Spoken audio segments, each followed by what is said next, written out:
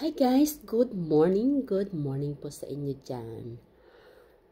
Nagmumukbang po tayo ng beans.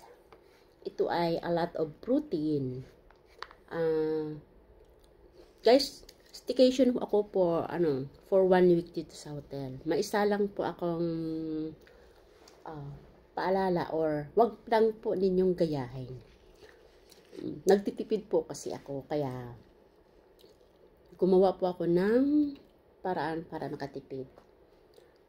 Ito guys, bumili po ako ng ganito. Yan. Kasi, dito ko po siya nilalaga. Wag na wag niyo po itong gayahin. Kasi bawal na bawal ito sa hotel.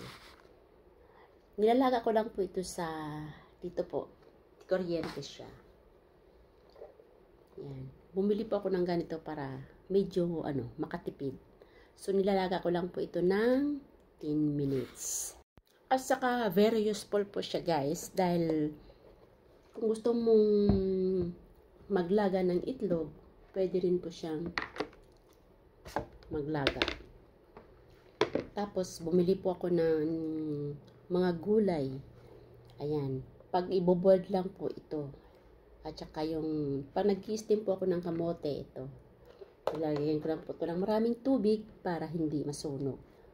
At saka useful po talaga siya kapag nagtitipid kayong mag-staycation sa hotel. Kasi kuripot si inay.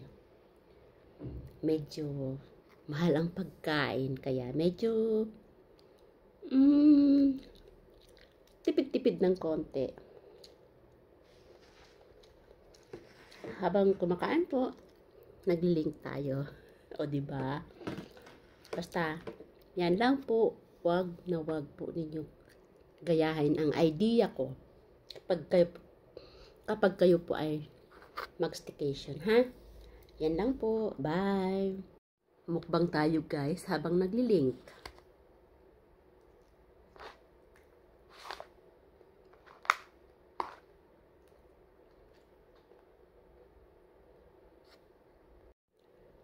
Kain po tayo. Sarap nito. Habang nagli-link, kakain po.